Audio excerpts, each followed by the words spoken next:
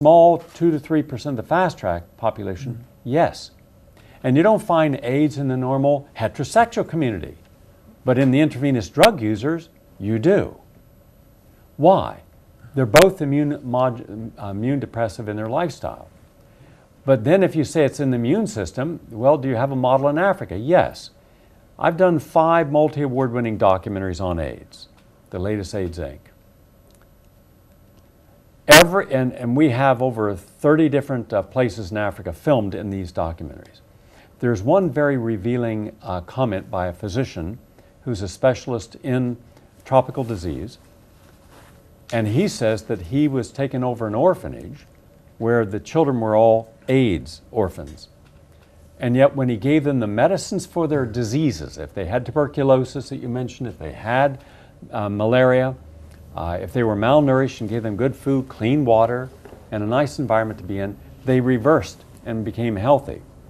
Well, how can they be helping people in Africa by cleaning up their environment? How can I be helping overcome this deadly virus with lifestyle modification? If it's this virus that they say is so destructive that no drug has been ever able to kill it, it's too powerful against the drugs, hides in the T cells and everything else, then we have had, in my opinion, the greatest medical fraud in history coming from the entire establishment, in which case now we have to ask well-intentioned men and women in science, medicine, and healthcare to evaluate the evidence, examine the evidence, and then make your conclusions, whatever they may be. Manette Loudon is here. We're going to do something now in this part of our... I wish to make it known that there are now more than 2,000 individuals who challenged the HIV equals AIDS equals death hypothesis. Some of these are the most respected scientists in the world, including multiple Nobel Prize winners. On the one hand, the mainstream medical community can go to 100,000 physicians and say, but we all support HIV causes AIDS and nothing else, and that's it. And then we have to ask them, where's your proof? Where's your scholarship? Well, we have thousands of people who believe that they're wrong over there and that they haven't done their homework. And how did these thousands of people come to be? Because they actually took the time to examine the evidence for themselves and not be propagandized. They didn't jump in with a group and become lemmings in a consensus. These are the best and brightest. And that's why they are dissidents, because they chose not to be spoon-fed anymore. Like Nobel Prize winner Kary Mullis, when they looked for the evidence was not there to allow them to continue to support this hypothesis. I will now read you verbatim quotes from some of the leading scientists in the world and their documentation and qualification, including leading virologists who have a point of view. Not everybody can be here today. We are limited in space and distance. And first we want to acknowledge the outstanding work of David Crow of the Alberta Reappraising AIDS Group and its thousands of members. Also we have Dr. Geraldo here, also formerly director of that same group, who has given us a statement that he also supports the work of Janine Roberts. I spoke with David Crow earlier today, and he went on the record supporting the documents that Janine Roberts has, and now those documents are being disseminated to all of those thousands of leading scientists, and this will be a piece of the puzzle that has been missing, that is crucial. So now I believe in the next month or two that we will have tens of thousands of individuals demanding congressional investigations, but not having the dog and pony show that you historically had on Capitol Hill, where you have a group of pro-HIV equals AIDS people, scientists who are getting money, coming in saying, we're making progress, we need more money, billions more. Okay, here's a blank check. The American public's up in arms because of the $700 billion bailout that Wall Street was given, with no accountability. Well, we will end up spending, if we do not challenge this, that amount of money on AIDS and have nothing to show for it, except a lot of failed science. I might also mention that look at the #1 cause of death in many people with AIDS. It is liver failure, which is not one of the 30 conditions that has caused causing AIDS. Instead, it is the side effect of the medications. And examine carefully and honestly the science behind AZT.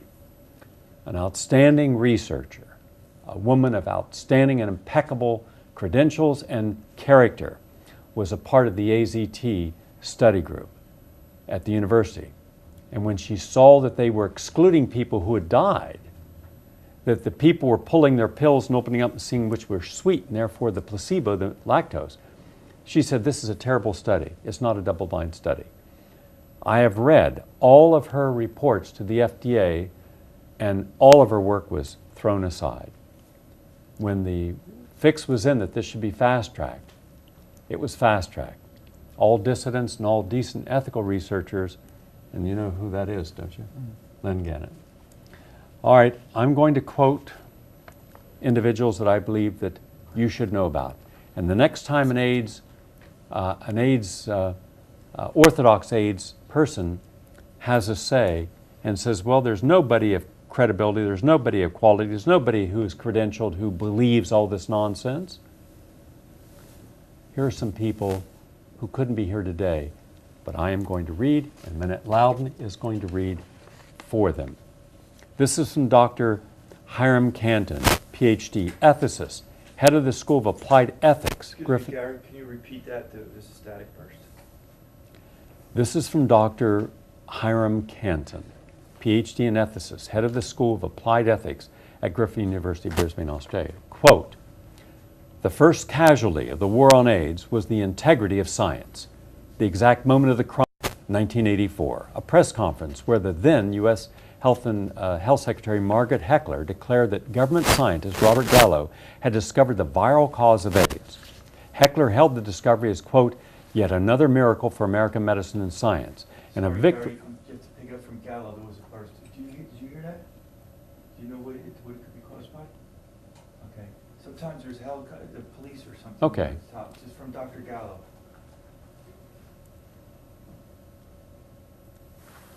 It was April 1984, press conference where the then Health Human Secretary Margaret Heckler declared that government scientist Robert Gallo had discovered the viral cause of AIDS. Heckler held the discovery as, quote, yet another miracle for American medicine and science, and a victory over the dreaded disease. If smoke and mirror tricks are miracles, then miracle it was. Neither Gallo nor the Pasteur Institute proved the virus was pathogenic. Indeed, they did not even isolate it, as the Pasteur Institute later admitted. But the spin doctors at the National Institutes of Health had organized leading journals to endorse Secretary Heckler's, quote, miracle with the seal of science. From that moment, all AIDS research and policy were based on a speculation converted to dogma by bureaucratic power.